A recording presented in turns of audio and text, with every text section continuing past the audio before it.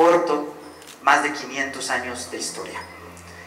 Esta historia no puede comenzar sin que nosotros mencionemos la figura de San Felipe Neri.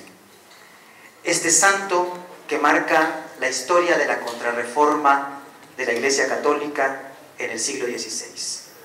Apenas en el año antepasado celebramos los 500 años de su nacimiento. Un santo que marca un cambio en la evangelización que surge justamente de esa ciudad eterna de Roma y que va a llegar a Guatemala a finales del siglo XVII, en el personaje que ustedes ven a su derecha. Un personaje que, muy misterioso quizás para alguno, se encuentra retratado en el templo de Santa Teresa, acá en la 4ª calle y 9ª avenida de la zona 1, y estoy hablando del padre Bernardino Obando. Él es quien trae la orden de San Felipe Neri a Guatemala en las últimas décadas del siglo XVII.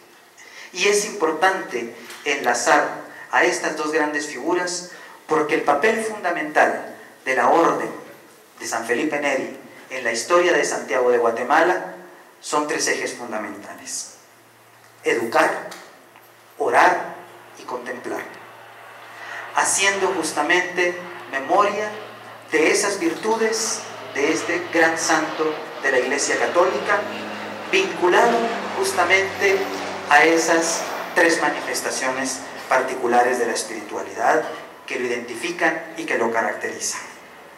Tanto es así que su representación iconográfica, el corazón inflamado justamente por su mística, el Espíritu Santo sobre su hombro y la pureza en sus manos representada por las azucenas, se convierten justamente en el signo de su mensaje espiritual a través del tiempo. A Guatemala, la orden llega justamente invitada, o más bien dicho, traída por el padre Obregón hacia 1664. Pero no es sino hasta 1696 que la orden inicia el proceso de elaboración de todo su menaje del templo. Es decir, se interesa justamente por contratar a los mejores artistas de la época para que puedan hermosear esta joya de los templos de Santiago de Guatemala, muy a la manera de la ciudad de Oaxaca y de la ciudad de México, que todavía hoy nosotros podemos visitar y admirarnos con la grandeza artística que la orden de San Felipe Neri pudo desarrollar en todas estas regiones. Y entonces no nos debe extrañar que una de las principales preocupaciones para realizar este trabajo misionero sea justamente evangelizar a través del arte. Y en ese sentido, desde el año 1996, en el Archivo Arquidiocesano Francisco de Paula García Peláez, se descubrió el recibo por el cual la orden de San Felipe Neri mandaba a realizar con el mejor artista de la época, Alonso de la Paz y Toledo, a su patrón San Felipe Neri.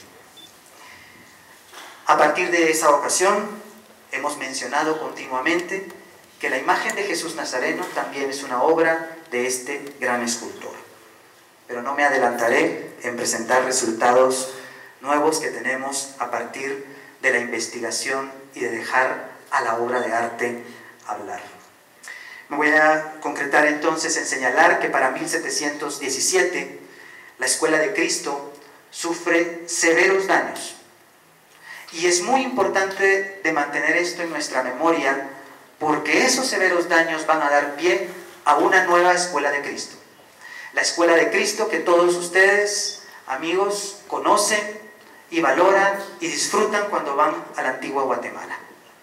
Y esta iglesia está vinculada a la figura de uno de los capitanes generales, Francisco de Rivas, que realiza prácticamente de su bolsa la construcción de esta iglesia.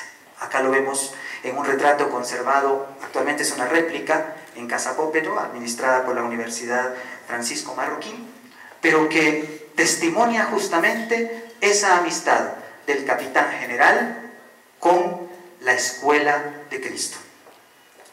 En 1773, el terremoto de Santiago destruye la ciudad se tiene que trasladar y se le asigna un nuevo lugar en la Nueva Guatemala de la Asunción, un lugar que también es emblemático para nuestra historia.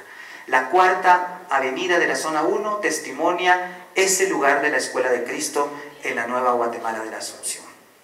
Pero la Orden de San Felipe Neri va perdiendo vigencia cada vez más y se va quedando sin fondos y se va quedando rezagada en la historia de las grandes construcciones de esta Nueva Guatemala de la Asunción.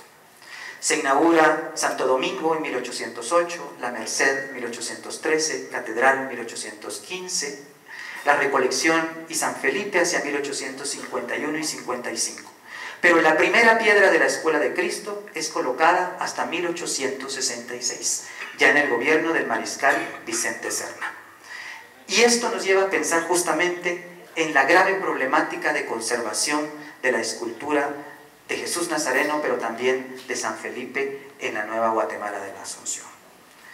Sabemos y tenemos por dicha un testimonio muy importante de 1801, donde se relata que Jesús Nazareno de la Escuela de Cristo salía en procesión el Jueves Santo a las 9 de la mañana. Y el relato es tan rico que nos cuenta justamente la presencia de los nazarenos que hasta el día de hoy forman orgullosamente parte del cortejo procesional del Lunes Santo. Es una fecha muy temprana para la historia de nuestras procesiones.